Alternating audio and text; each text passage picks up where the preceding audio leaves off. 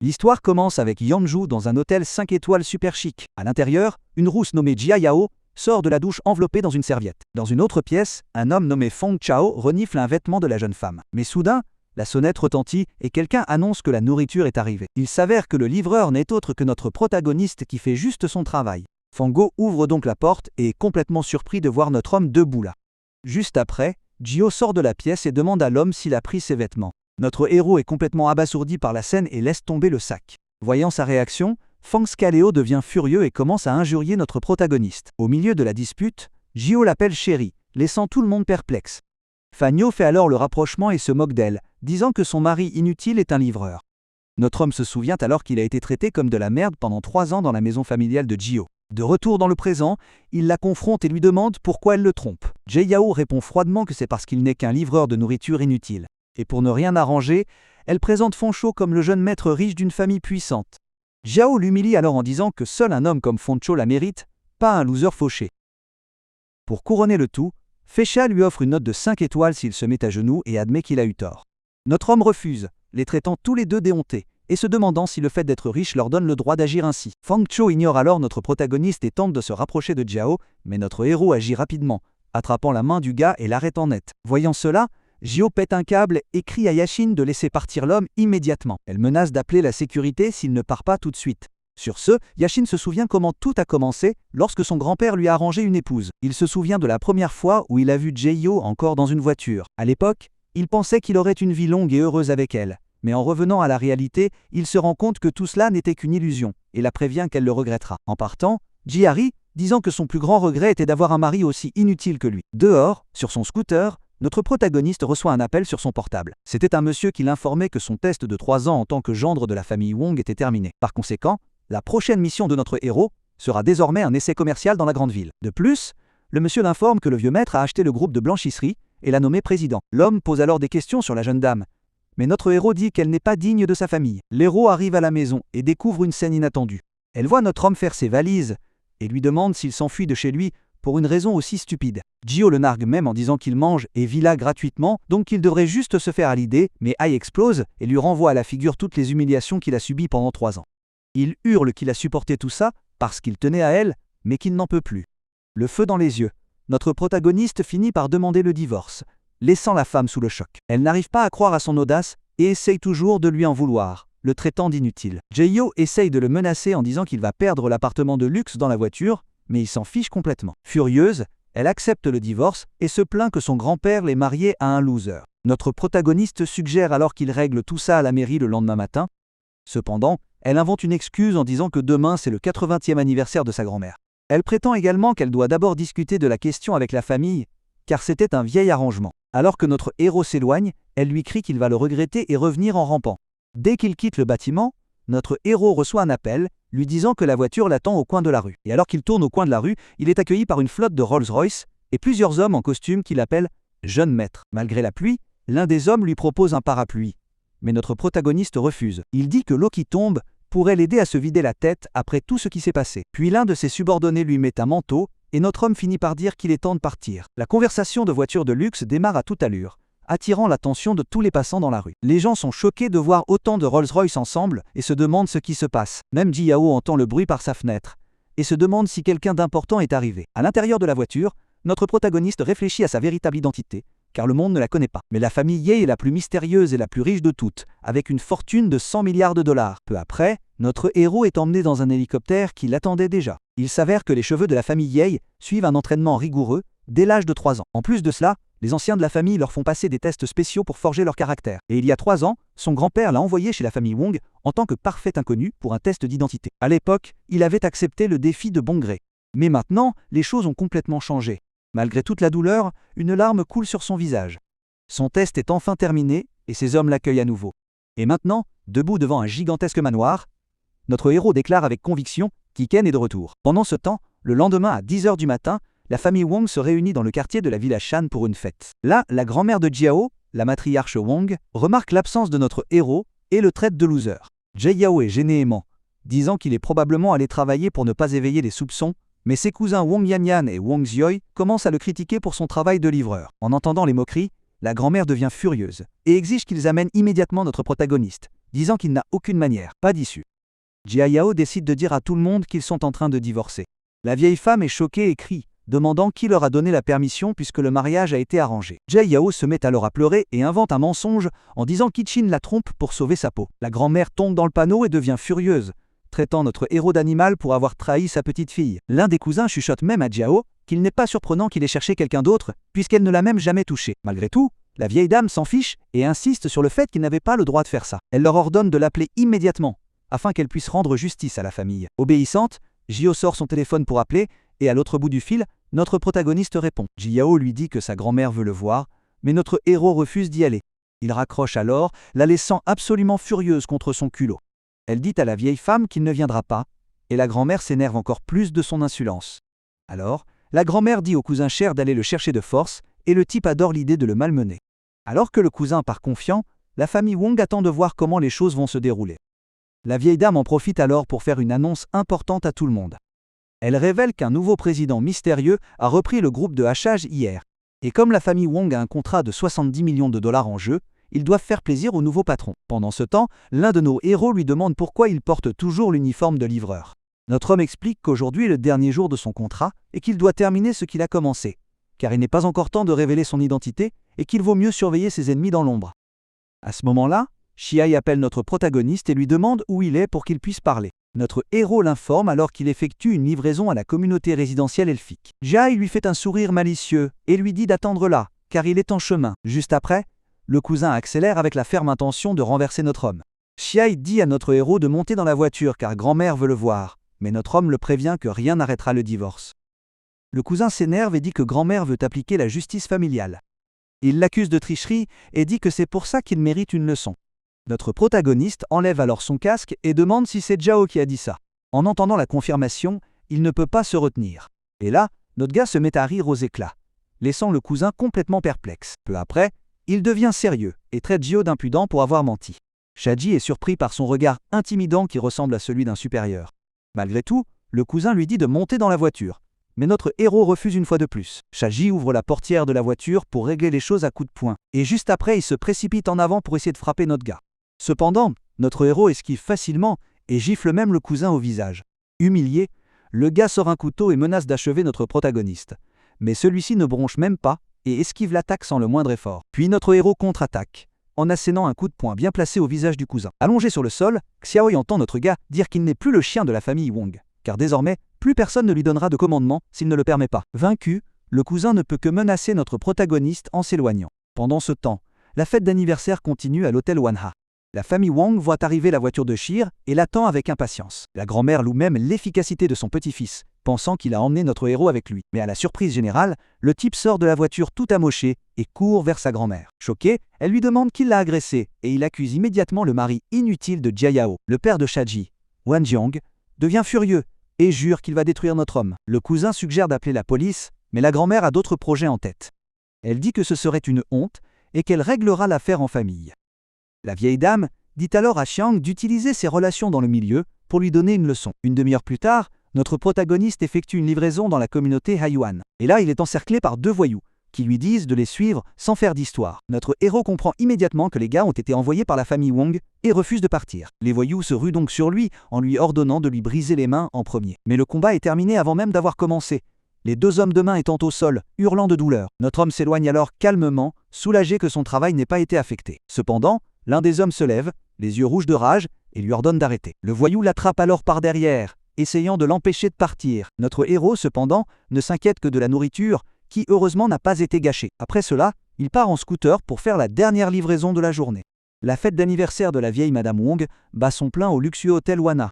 Pendant ce temps, Wong Jaking informe sa mère que les hommes de main qu'il a engagés ont été complètement détruits par chacun. Face à cela, la matriarche s'énerve et se demande si ce gendre inutile n'est pas secrètement une sorte d'artiste martial, juste de la musique. Puis un homme annonce que Makan, le grand patron de l'entreprise de livraison, est arrivé pour lui rendre hommage. Wong Jigyong le reconnaît immédiatement comme étant le patron de RMC et chuchote à sa mère qu'il a une idée. Après cela, Magung se présente et tend une bouteille de vin ridiculement chère en cadeau à la dame qui fête son anniversaire. Elle la remercie avec force et Mong remarque sa mauvaise humeur. La vieille dame dit que sa famille a des problèmes. Sur ce, Wong Jukan prend l'homme à part et commence à tout raconter à l'homme d'affaires au sujet d'Ichin. Il lui ment en face, affirmant que le type a trompé et même blessé son fils, laissant le patron complètement abasourdi. Wang Jigyong fait l'innocent comme s'il ne pouvait rien faire, mais suggère immédiatement que le patron pourrait l'aider. Il révèle donc qu'Hee-chin travaille comme chauffeur-livreur pour l'entreprise de Ma-gun, ce qui est une énorme surprise. Voulant faire de la lèche à la riche famille, Ma-gun assume l'entière responsabilité et dit qu'il s'occupera de tout personnellement. Sur ce, le patron appelle un employé et lui demande de faire semblant de livrer une commande à l'hôtel WAA. 15 minutes plus tard, notre protagoniste s'arrête en scooter devant la salle de la fête, complètement inconscient. Il attrape alors son téléphone et appelle Man, lui faisant savoir que la nourriture qu'il a commandée est arrivée. Avec un sourire narquois, Mong dit à Win d'apporter la commande directement dans la salle de la fête. Notre gars trouve cela étrange et dit que les livreurs ne sont pas autorisés à entrer. Mais il reconnaît ensuite l'hôtel. À l'autre bout du fil, Mong et la vieille Madame Wong échangent des regards malicieux et des sourires narquois. Changeant de ton, il fait semblant d'être d'accord et dit au chauffeur d'attendre à l'entrée de l'hôtel pour lui remettre la commande. Méfiant face à toute cette situation, notre protagoniste entre dans le hall, sac de livraison à la main. Dès qu'il entre, il voit son patron avec la famille Wong et réalise instantanément qu'il est tombé dans un piège. Devant tout le monde, Ma-gun pointe le jeune homme du doigt et lui crie d'enlever son uniforme et de lui remettre son badge. Yashin est complètement perdu et, d'un air peu amical, lui demande ce qu'il en est. Wang Xia surgit et le traite d'idiot parce qu'il n'a pas reconnu son propre patron. Ma-gun Macan sourit d'un air moqueur et dit que s'il ne le croit pas, il demandera au responsable qu'il a embauché de l'appeler. Et voilà que le téléphone de Hee-chin sonne. C'est son responsable qui lui annonce qu'il est viré pour avoir offensé le président de l'entreprise. Notre protagoniste est frustré, car il voulait quitter son emploi avec dignité. Mais maintenant tout est fichu. N'ayant plus rien à faire, il commence à dézipper sa veste de livreur devant toute la foule. Wang Juqiang et son fils se mettent à rire et à l'humilier, lui demandant où est passée toute son arrogance. Alors qu'il enlève sa veste, Yachin demande calmement si le contrat d'agence de Ma-jun n'expire pas cette année. Ma-kin est choqué et lui demande comment il sait ça, mais ajoute rapidement que ça ne le regarde pas. Notre protagoniste sourit et lui fait savoir qu'il n'a plus besoin d'aller à la capitale, car il ne sera plus l'agent de l'entreprise. Ma-gun devient furieux et lui demande en hurlant qui il pense être, puis se vante de son amitié avec le PDG. Voyant l'audace du jeune homme, la vieille Madame Wong perd patience et lui ordonne de s'agenouiller sur place. Elle l'accuse d'avoir trompé et battu son petit-fils et déclare qu'elle administrera la justice familiale devant tout le monde. Yashin lui fait un petit sourire en coin et lui demande pourquoi il devrait s'agenouiller, en disant au matriarche de continuer à rêver. La vieille dame lui rappelle qu'il y a 3 ans il a promis d'accepter la justice familiale s'il faisait quelque chose de mal. Notre protagoniste pose une main sur sa poitrine et confirme que sa promesse tient toujours car il est un homme de parole. Satisfait de la réponse, Wang Juko ordonne à ses hommes d'apporter la règle géante en forme de dragon de la famille. Un instant plus tard, l'un de ses hommes de main apparaît, tenant une règle en or avec une tête de dragon à son extrémité. Les invités sont choqués, chuchotant qu'être frappé avec cette chose doit faire mal pendant au moins 3 jours. La vieille Madame Wong, avec un regard haineux, ordonne à Wang Jijian de frapper un chinchin 20 fois avec l'objet. Soudain, Jiao Yao, le père, intervient, disant que c'est de sa faute s'il n'a pas discipliné son gendre et qu'il le fera lui-même. Mais avant qu'il ne puisse faire quoi que ce soit, Jiao apparaît de nulle part et attrape la règle, disant que ce sera elle qui frappera son mari. Notre protagoniste la fixe, pensant qu'en plus d'être trompé et faussement accusé, sa propre femme veut maintenant l'agresser. Jin dit sarcastiquement qu'il a épousé une véritable femme, et Jiao se contente de râler. Elle prétend qu'en tant que sa femme, elle seule peut le frapper, car laisser les autres le faire lui ferait honte. Wang Shai n'aime pas du tout ça, et tente de reprendre la règle à son cousin qui est surpris par ses actes. En colère, le cousin crie qu'il va abîmer le visage de notre protagoniste et lève la règle pour frapper. Cependant, Hee-chin est beaucoup plus rapide et parvient à esquiver le coup à la dernière seconde, laissant son cousin abasourdi. Saisissant l'occasion, notre protagoniste assène un coup de poing puissant en plein visage de Wang Xiui, l'envoyant voler. Les invités restent bouche bée, incapables de croire que le gendre de la famille vient de se coiffer les cheveux. La vieille Madame Wong est furieuse et crie qu'il y a beaucoup de patrons et de directeurs présents qui pourraient le faire arrêter sur le champ. Il se défend en disant que tout le monde a vu Wang Xiui l'attaquer en premier et qu'il agissait juste en état de légitime défense. Le père de Jia l'accuse d'être un homme sans honneur pour être revenu sur sa promesse d'accepter la justice de la famille. Notre protagoniste explique qu'il accepterait la punition, mais que la condition préalable était qu'il ait réellement fait quelque chose de mal. La matriarche crie alors qu'il a trompé Jiao dans son dos et agressé son petit-fils, demandant si cela ne suffisait pas. Yakin lui répond qu'il a aimé sa petite-fille pendant 3 ans et que le véritable infidèle est Jia Yao qui est allé à l'hôtel avec Feng Chao. Les invités commencent à bavarder sur Feng Chao et les rumeurs selon lesquelles la famille Wong le voulait comme gendre. Désespérée, Jia Yao les supplie de ne pas les écouter et invente une histoire selon laquelle elle aurait rencontré Feng Xiao pour parler affaires. Notre protagoniste insiste auprès de Jia Yao pour lui demander s'il a besoin d'une chambre d'hôtel et de toilette pour une réunion d'affaires. Par coïncidence, Feng Xiao arrive lui-même à la fête à ce moment-là. Une musique surprenante fait retentir tous les invités portant un cadeau d'anniversaire. Il s'approche du groupe et demande ce qui se passe. Jia Yao court vers lui en jouant la victime et dit que Yen l'accuse d'avoir une liaison avec lui.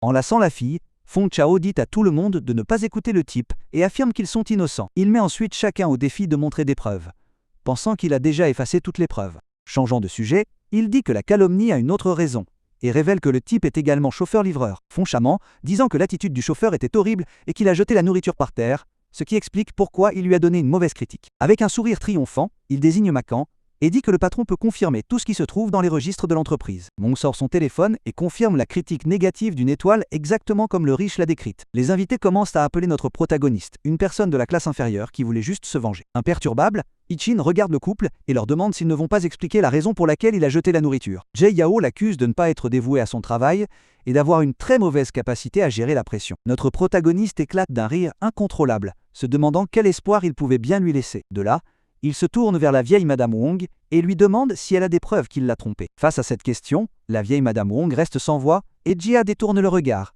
ne sachant que dire. La matriarche dit alors que puisque personne n'a de preuves, il devrait oublier l'histoire de la tromperie, mais pas celle de l'agression. Notre protagoniste rétorque que Wong Xioi l'a attaqué avec une arme et menace d'appeler la police. La grand-mère s'emporte, l'accusant d'être devenu audacieux après avoir vécu au crochet de sa famille pendant 3 ans. Yachun la rassure en lui disant qu'il l'a toujours respectée et promet de ne pas causer d'ennui à son petit-fils. Puis, d'un air sérieux, il lui révèle sa seule et unique demande, qu'elle approuve enfin son divorce. La vieille dame entame un discours en disant que le mariage était le souhait de son défunt mari, c'est pourquoi elle l'a maintenu. En entendant cela, les invités de la fête commencent à chuchoter entre eux sur la situation de la famille Wong. La matriarche continue en louant sa petite-fille comme la beauté numéro 1 de la ville, et en disant que Yin n'est pas digne d'elle. Elle annonce qu'elle ne suivra plus les coups de fouet de son mari, et expulse chacun de la famille sur le champ. Wong Jiang est ravi de cette décision et appelle un serveur pour servir des boissons à tout le monde afin de célébrer l'événement. L'invité félicite immédiatement la famille de s'être débarrassée du gendre inutile et déclare que Jiao mérite quelqu'un de mieux. La mère de Jiang, Swan, révèle alors que pendant 3 ans,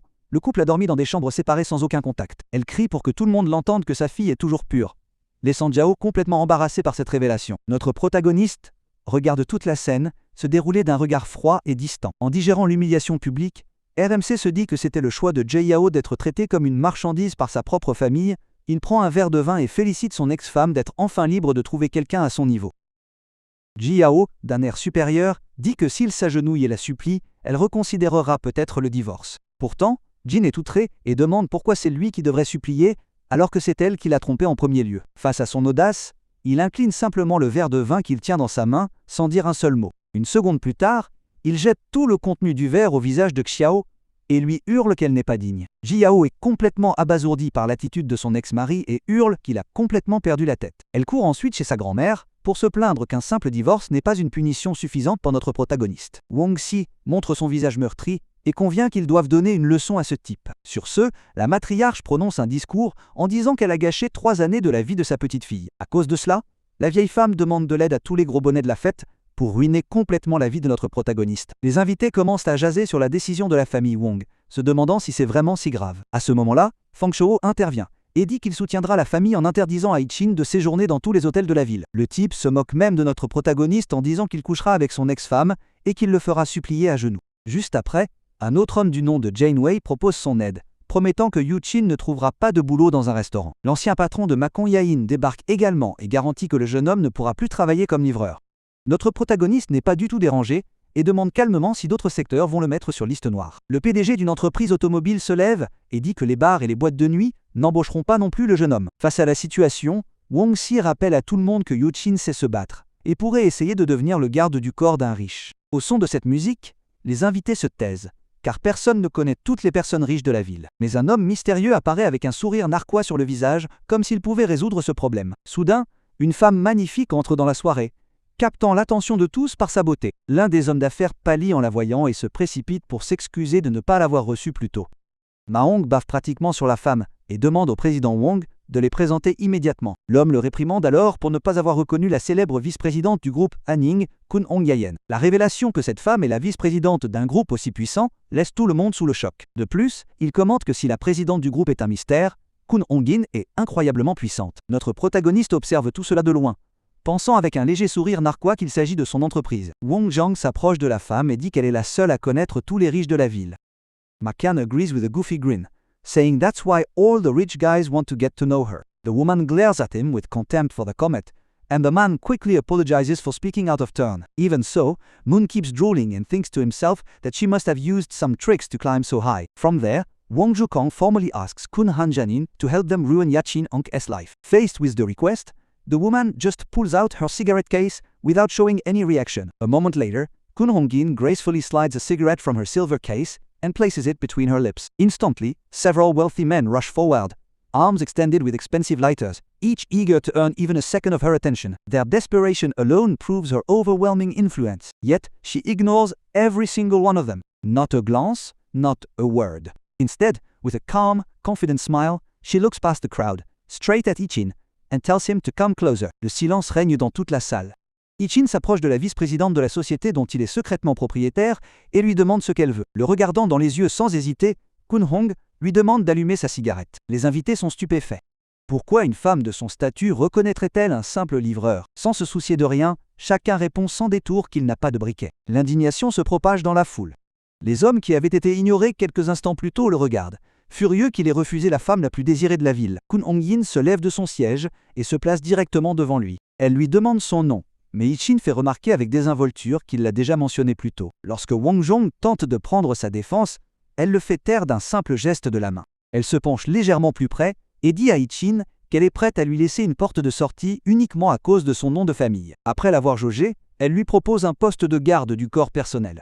La foule commence immédiatement à chuchoter, se demandant si le puissant dirigeant s'intéresse particulièrement à lui. De l'autre côté de la salle, Jiao observe avec une jalousie à peine voilée. Incapable de comprendre ce qui se passe, Wang Jigong demande rapidement à Kun Hong-min le nom complet du mystérieux président, espérant s'assurer ses faveurs. Elle esquive la question en douceur, affirmant que son patron souhaite rester anonyme pour le moment. Yichin se rend compte qu'elle n'a aucune idée de qui il est vraiment et lui demande comment elle compte l'aider. Avec un sourire poli, elle dit qu'elle peut servir de médiateur s'il s'agenouille et s'excuse. Puis elle adoucit l'affaire en lui offrant un salaire de garde du corps de 200 000 par an. Jiao s'énerve et murmure des plaintes à sa grand-mère. Mais la matriarche comprend la nature de Kun Hong-yan.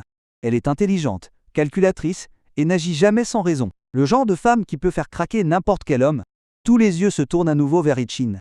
Il la regarde calmement et refuse. Ce rejet choque toute la salle. Jiao la regarde avec incrédulité. Queen Hong elle-même se raidit, manifestement peu habituée à un refus public. Elle exige qu'il répète ce qu'il vient de dire. Yichin s'approche, croise son regard sans la moindre trace de peur, puis se penche et répète fermement qu'il décline. Son audace et sa proximité soudaine laissent Ku Hong momentanément sans voix, une légère rougeur effleurant son visage. Wang Jikong s'irrite, mais Yichin explique avec désinvolture qu'il s'est penché uniquement pour qu'elle puisse l'entendre clairement. Retrouvant son calme, Kun Hong-in remarque froidement qu'il est très courageux de la défier. Elle se tourne ensuite vers la matriarche Wang et déclare qu'elle soutiendra la famille dans l'écrasement d'Yichin. Des acclamations fusent parmi les invités. Ji a l'air triomphant, convaincu qu'il n'a plus d'avenir dans la ville, mais Yichin lui demande calmement si sa déclaration est personnelle ou si elle représente l'ensemble du groupe Hua Chaining. Il lui rappelle qu'elle n'est que la vice-présidente et qu'elle n'a pas l'autorité nécessaire pour prendre des décisions aussi radicales. Des murmures se propagent dans la foule. Il a raison. Acculé dans un coin, Kun Hong-yin invente une histoire sur le champ.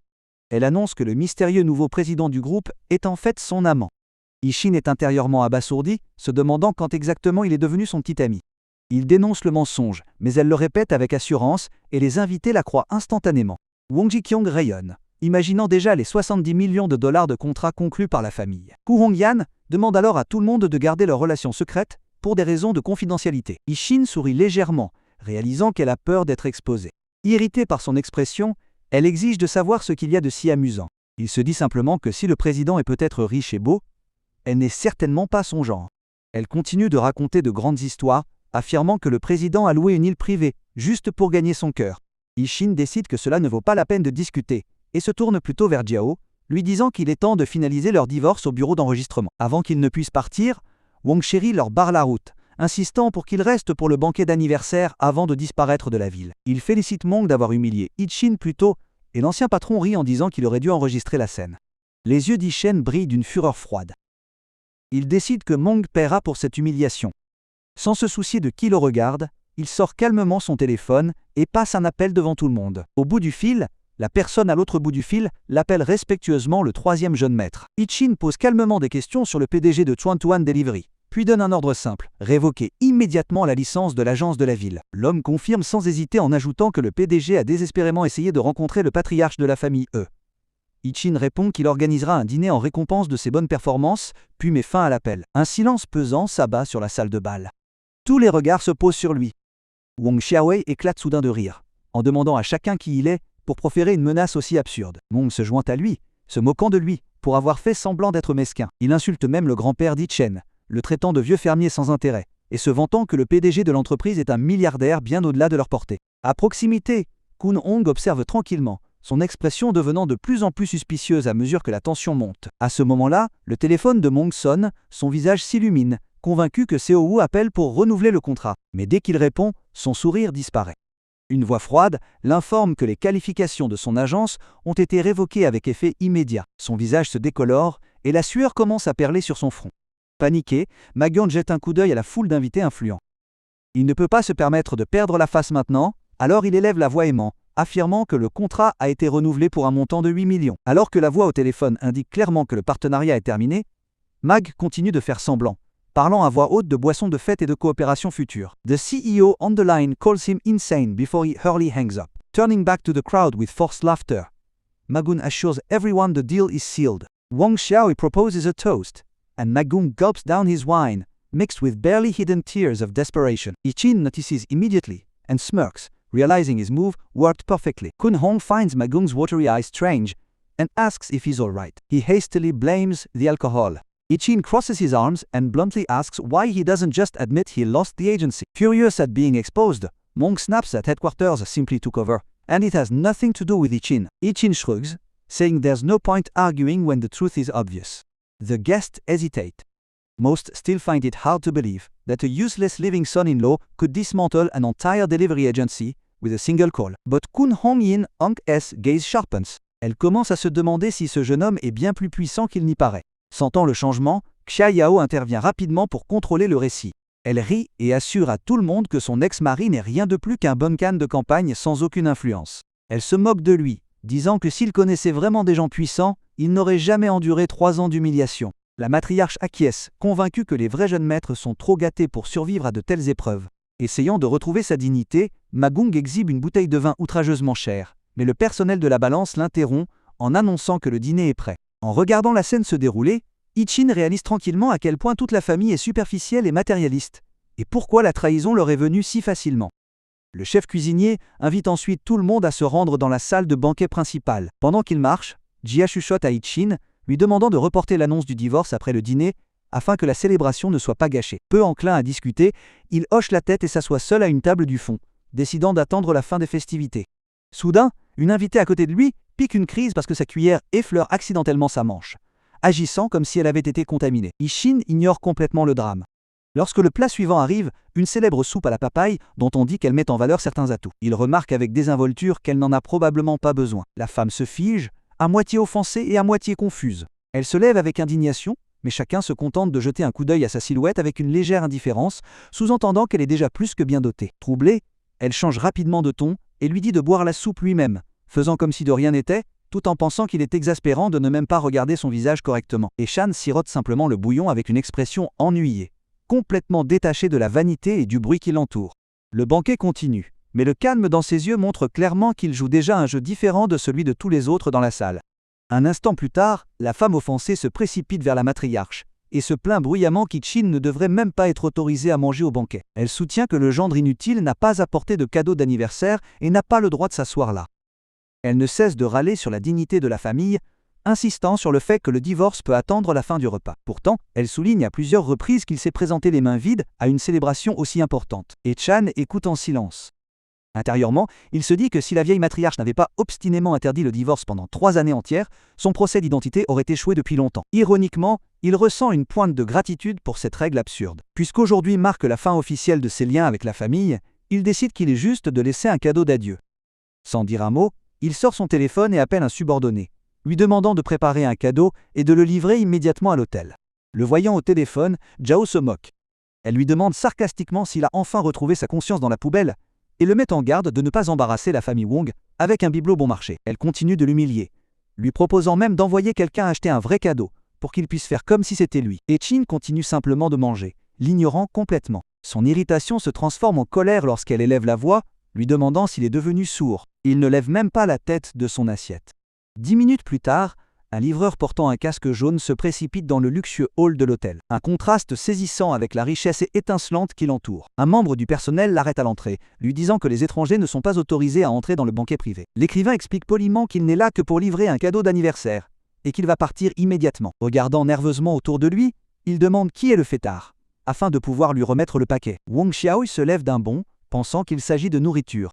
L'auteur explique qu'un propriétaire de Rolls-Royce sur la route lui a payé 500 pour qu'il livre la boîte le plus vite possible. Au moment où il entend, les yeux de Rolls-Royce s'illuminent. Convaincu que le cadeau doit provenir d'un puissant magnat, il tend la main avec avidité et exige le paquet. La curiosité se répand dans la salle, tandis que tous les yeux sont fixés sur la mystérieuse boîte. Wang Xiaoyu ouvre soigneusement le couvercle, s'attendant à quelque chose d'impressionnant. Dès qu'il s'ouvre, une douce lueur verte emplit l'air.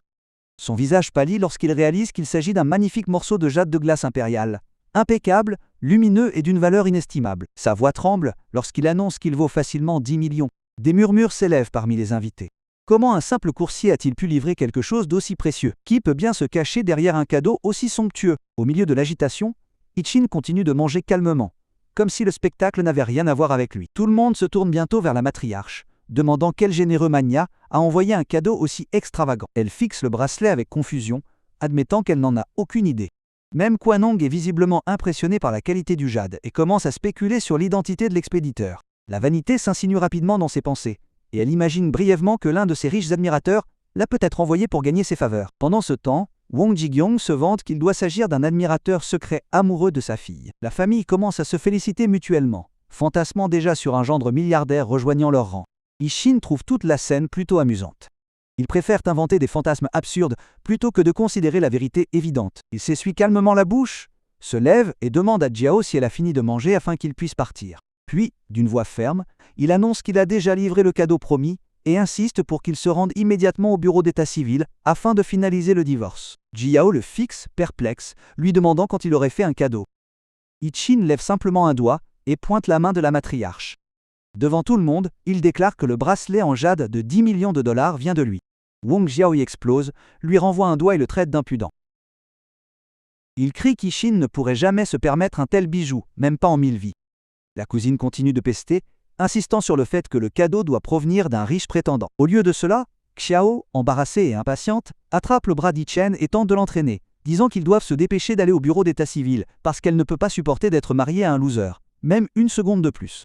Avant de quitter le banquet, Ichin se tourne vers la vieille matriarche et lui dit calmement qu'après 3 ans passés avec la famille Wong, le bracelet de jade est son dernier cadeau, un geste d'adieu. Xiao ignore complètement cette sincérité et lui dit sèchement d'arrêter de faire semblant et de se faire voir, insistant sur le fait qu'il n'est rien de plus qu'une source d'embarras pour leur clan. Quelques instants plus tard, Wang Xia s'avance avec un regard menaçant, ordonnant à son ancien beau-frère de signer les papiers du divorce et de monter immédiatement dans un train pour quitter Yanzhou. Ichin reste impassible.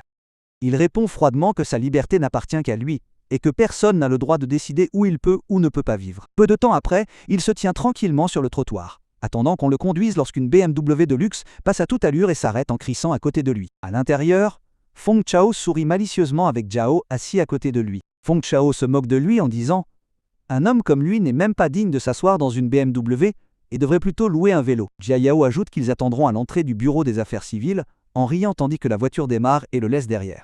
Sans se soucier de rien, Ichin aile simplement un taxi ordinaire et demande au chauffeur de l'emmener directement au bureau des affaires civiles. La salle de médiation à l'intérieur est froide et impersonnelle, ce qui correspond parfaitement à la fin de leur mariage arrangé. Le processus est rapide. En quelques minutes, le personnel leur remet les certificats de divorce rouge, rompant officiellement tous les liens. En tenant le document, Ichin sent un poids immense se soulever de ses épaules. Après 3 ans d'humiliation, il est enfin libre. Alors qu'il sort, Feng Chao apparaît à nouveau juste pour ricaner, disant qu'il est désormais passé du statut de gendre inutile à celui de gendre abandonné. Ichin ne lui accorde même pas un regard. Il répond avec indifférence qu'il ne veut plus rien avoir à faire avec cette femme et s'en va. Jiao, furieux d'être ignoré, profère des insultes au milieu de la rue. Ichin monte dans son taxi tandis qu'elle remonte dans la BMW et ordonne à Feng Chao de le suivre. Convaincu qu'il se dirige vers la gare pour fuir la ville en disgrâce, ils suivent le taxi dans les rues animées, certains qu'il n'a pas d'autre choix puisqu'ils lui ont coupé tous ses moyens de subsistance. Pourtant, Jiao commence à se sentir mal à l'aise, se rappelant la confiance calme sur son visage. Quelque chose ne colle pas. Feng Chao fronce soudain les sourcils. Le taxi ne se dirige ni vers la gare routière. J demande si c'est la route de l'aéroport, mais le chauffeur secoue la tête. Il se dirige vers le quartier huppé de XH. L'anxiété se glisse dans son expression. Foncha tente de la rassurer en lui disant qu'il cherche probablement juste un hôtel bon marché. Et avec leur influence, aucun endroit n'oserait lui louer une chambre de toute façon. 10 minutes plus tard, le taxi s'arrête devant le magnifique Four Seasons Hotel à Westlake. Tous deux se regardent avec incrédulité. Ils se regardent et montent calmement le grand escalier. Foncha se moque, affirmant qu'il doit postuler pour un emploi de serveur ou de concierge. Jiao s'énerve. Il s'était déjà assuré qu'il était sur liste noire de tous les emplois de la ville. Déterminé à l'humilier une fois de plus, Feng Chao appelle un directeur d'hôtel qu'il connaît et lui ordonne de ne pas embaucher un homme du nom d'Ichin qui vient d'entrer. Mais son expression change soudainement. Le choc remplace l'arrogance. Jiao demande nerveusement ce qui s'est passé. Feng Chao explique que le directeur a vérifié. Personne n'est venu chercher du travail. La confusion s'installe. Feng Chao suggère avec hésitation la possibilité absurde qu'Ichen soit effectivement là en tant que client. Jiao éclate de rire en disant « C'est impossible !» Une seule nuit coûte 8000.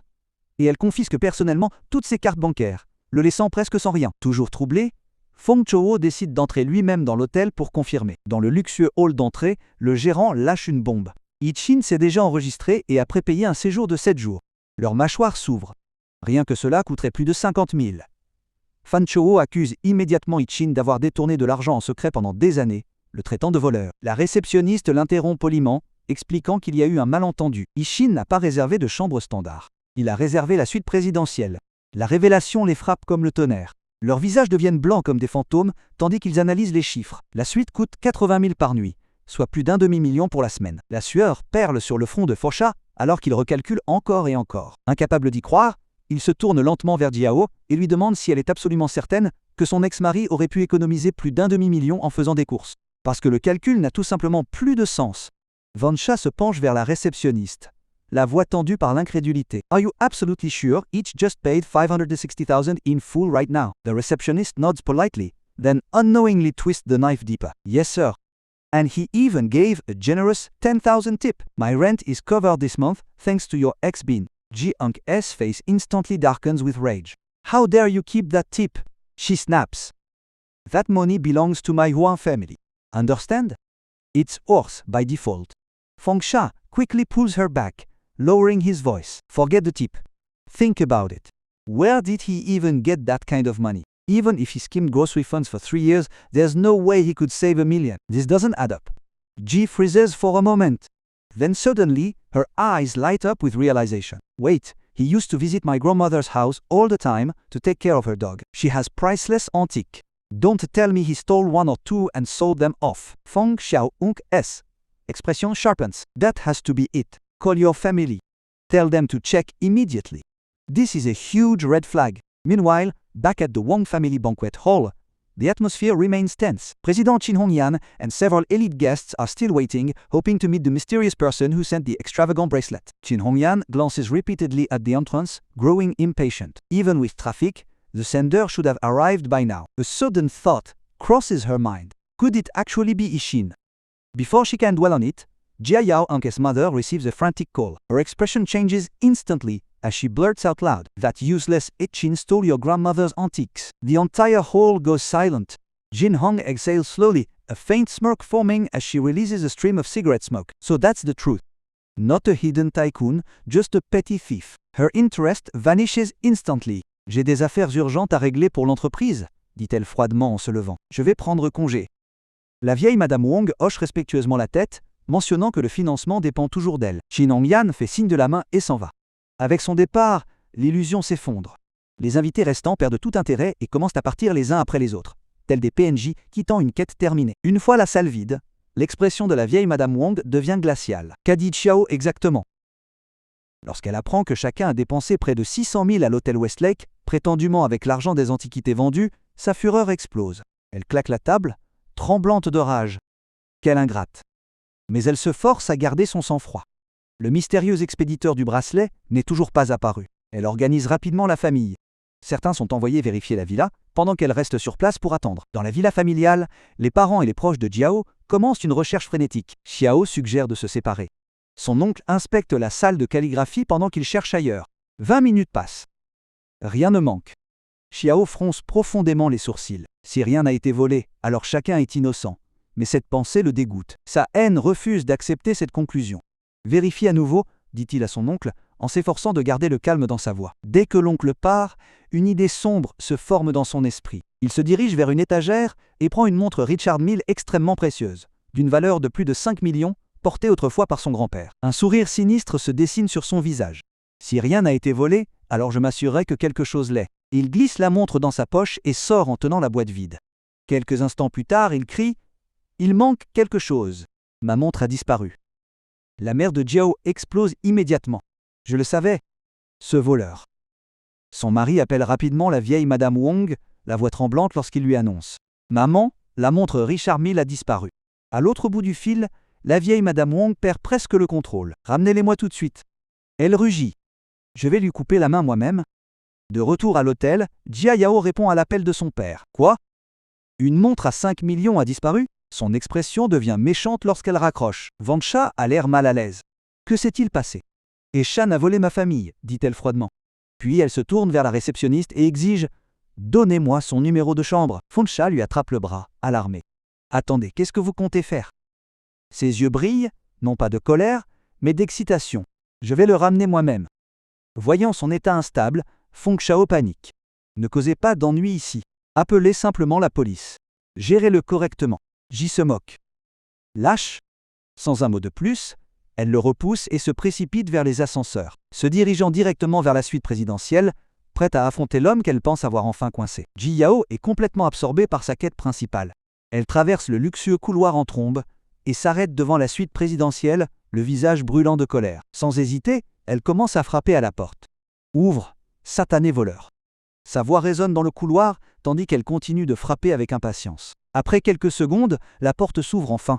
Ichin se tient là, tout juste sorti de la douche, une simple serviette enroulée autour de la taille, des gouttes d'eau coulant encore sur ses épaules. Son expression est légèrement agacée. Il ne s'attendait manifestement pas à ce genre d'interruption. Il la regarde froidement. « Pourquoi tu m'embêtes encore ?» dit-il catégoriquement. « Nous sommes déjà divorcés. » J se fige un bref instant. Sa colère vacille. Le voir ainsi, calme, posé et étonnamment frappant. Son visage rougit légèrement, trahissant complètement sa fureur précédente. Le mot qu'elle avait préparé reste soudainement coincé dans sa gorge. Ichin ignore sa réaction troublée et la regarde avec indifférence. « Que veux-tu » Jia Yao revient à la réalité. Pour masquer son embarras, elle change immédiatement de ton et le pointe du doigt avec colère. « Arrête de faire semblant. Tu as volé la montre Richard Mille de ma grand-mère. » Ichin fronce légèrement les sourcils. « Quelle montre ?» Elle pense qu'il fait semblant et hausse le ton. « Une montre à 5 millions a disparu. Ne fais pas l'idiot. Tu l'as prise. Sinon, où as-tu eu l'argent pour loger dans cette suite présidentielle? Un endroit où même moi je n'ai jamais séjourné. » En entendant cela, Ichin ne peut s'empêcher de rire froidement en son fort intérieur. Cette famille est vraiment quelque chose. S'attribuer le mérite de tout ce qui est bien et lui reprocher tout ce qui est mal. Un comportement toxique classique. À voix haute, il dit calmement. « Je n'ai jamais pris ne serait-ce qu'une aiguille ou du fil à ta famille. Voler une montre. C'est ridicule. Maintenant, pars. » Lorsqu'il l'appelle Mademoiselle Huan, Jia Yao se fige comme frappé par la foudre. Il ne l'avait jamais appelée comme ça auparavant. Des souvenirs lui reviennent en mémoire. Il l'appelle en plaisantant. Ma femme agaçante. Il parle de l'emmener au restaurant. The sudden distance in his tone infuriates her. Why are you in such a hurry to kick me out? She demands. Is there a woman inside? Ishan Unk's patience runs out. Whether there's a woman inside or not has nothing to do with you. Leave now or I'll call security. Her anger explodes. Fine. I'll call the police. Stealing 5 millions. You're looking at least 15 years in prison. Ichin doesn't even bother replying. He simply closes the door. Dong. Jia Yao keeps shouting outside, but the door remains shut. Inside, Ichin calmly dries his hair, staring at his reflection. He lets out a quiet laugh. Back then, it was only because he loved her that he endured everything, kneeling, apologizing, lowering himself again and again. What does it even mean to love someone if you have to lose yourself completely? Elsewhere, when old Madame Wan hears that Jia Yao called the police, she becomes furious. Jia Yao's mother defends her, saying each refused to cooperate, and since he's no longer family, they should let the law handle it. Back at the hotel, the police arrive. Are you Miss Wan? One officer asks. Did you report a theft of a 5 million watch? Ji Yao instantly plays the victim. She explains Ichin used to be their living son-in-law, that they just divorced, and that he stole the watch, sold it, and used the money to stay in the presidential suite, even hiring a prostitute. Please arrest him quickly, she urges. One officer asks the receptionist to call Ichin down. The nervous receptionist complies, but Ichin has already fallen asleep and doesn't answer. Ji Young's suspicion turns into certainty. He must be guilty. That's why he's hiding. The officers exchange glances and decide to go upstairs. They arrive at the suite and ring the bell. When each opens the door and sees the police, he's slightly surprised but completely calm. The leading officer steps forward. Je suis le capitaine Lee. Nous avons reçu un rapport selon lequel vous auriez volé une montre d'une valeur de 5 millions. Il les étudie attentivement. Vous étiez le gendre de la famille Juan. Depuis 6 mois, vous livrez de la nourriture. Au moment du divorce, vous n'avez rien reçu. Et pourtant, vous séjournez maintenant dans une suite qui coûte 80 000 la nuit pendant une semaine entière. Il plisse les yeux. Si vous ne l'avez pas volé, d'où vient l'argent? Sans hésiter, Ichin se retourne, attrape un dossier et le lui tend. Voici le contrat de transfert d'actions du groupe Guaja, dit-il calmement. Je suis désormais le plus grand actionnaire et le nouveau PDG. Il leur tend également sa carte de visite. Les deux officiers se figent. Le deuxième officier chuchote. C'est trop. Serait-ce un faux? Le capitaine Lee demande sérieusement. Pouvons-nous vérifier cela sur Sky? Ichin hoche la tête. Normalement oui, mais je leur ai demandé de masquer mon profil pour l'instant. Le fondateur, le Dr Yangu, est le camarade de classe de mon deuxième frère. Il sort son téléphone avec désinvolture et passe un appel. Ouvrez mon profil pendant 10 minutes. Il raccroche et les regarde. Vous pouvez vérifier maintenant. Les agents sortent immédiatement leur téléphone et effectuent une recherche. Quelques secondes plus tard, le résultat apparaît. Chen, PDG du groupe Guaja. Leurs yeux s'écarquillent tous les deux sous le choc. Mais le capitaine Lee hésite toujours. Cela pourrait être un piratage. Chacune légèrement plus grande. Je ne voulais pas frimer, mais comme vous ne me croyez toujours pas. Il ouvre son application bancaire et tient l'écran devant eux. Regardez. Les agents jettent un coup d'œil aux transactions. 560 000 dépensés. Puis leurs yeux se baissent et se figent. Le solde disponible affiche un chiffre si élevé qu'il semble presque irréel. Plus de 10 milliards. À cet instant, les deux agents perdent complètement leur sang-froid. Dans le silence, Ichin prend une profonde inspiration à Whitley. Il se rend compte que c'était une bonne chose qu'ils aient signé un contrat de propriété prénuptiale à l'époque. Sinon, la famille Juan aurait peut-être déjà découvert la richesse qu'il détient réellement. Un vrai geste de joueur professionnel. Il regarde les policiers et ajoute calmement. Ce n'est qu'un de mes chariots. Les deux policiers échangent un regard, leurs expressions devenant respectueuses. L'un d'eux hésite avant de demander « Monsieur Ichin, seriez-vous le jeune maître d'une famille extrêmement riche? Et si c'est le cas, pourquoi quelqu'un comme vous deviendrait-il le gendre vivant de la famille Juan ?» Le regard d'Ichin devient distant un instant. C'était un arrangement familial. Il répond simplement à ce moment-là.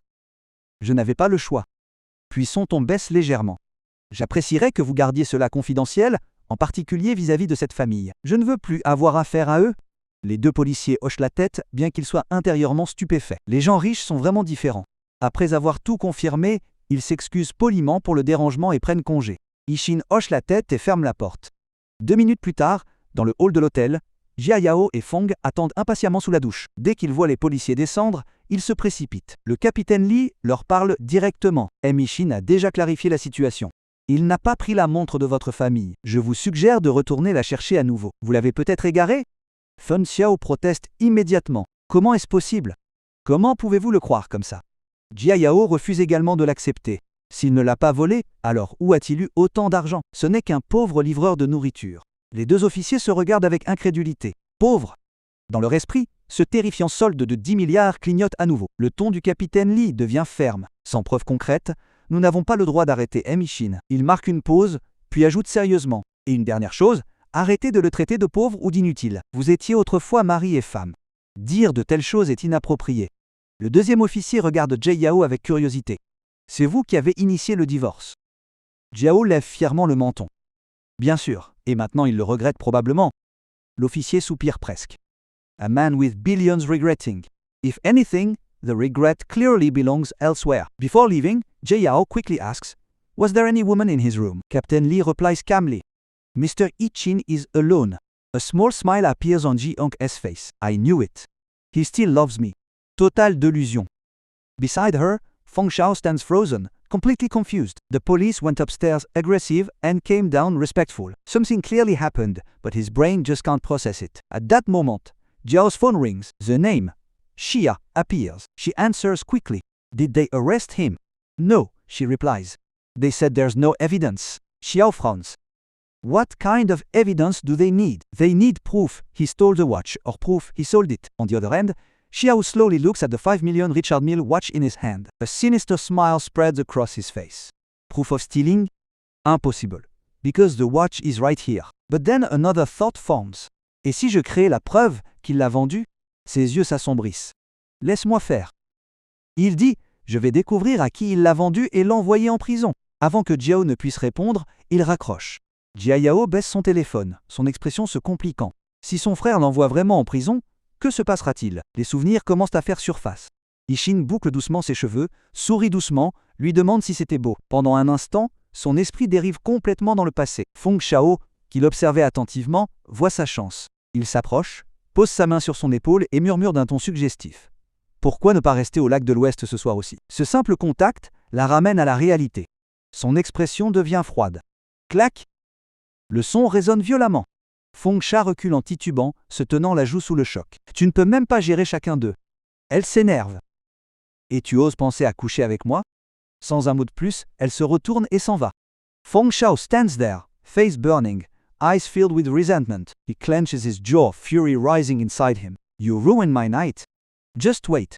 I won't let this go. His lackey grins from behind and adds fuel to the fire, casually saying, The girl was pretty hot anyway. Feng Xiao's anger shoots straight to the seventh heaven. In one swift motion, he grabs by the neck and lifts him off the ground. Shut your mouth. He snarls. Stop talking nonsense. I want updates the second each and leaves that hotel. The terrified lackey nods frantically. Boss fight energy, fully loaded. The next morning, 6 a.m., the elevator doors of the Four Seasons Hotel at Westlake slide open and each steps out. But today, he's completely different. Gone is the delivery guy.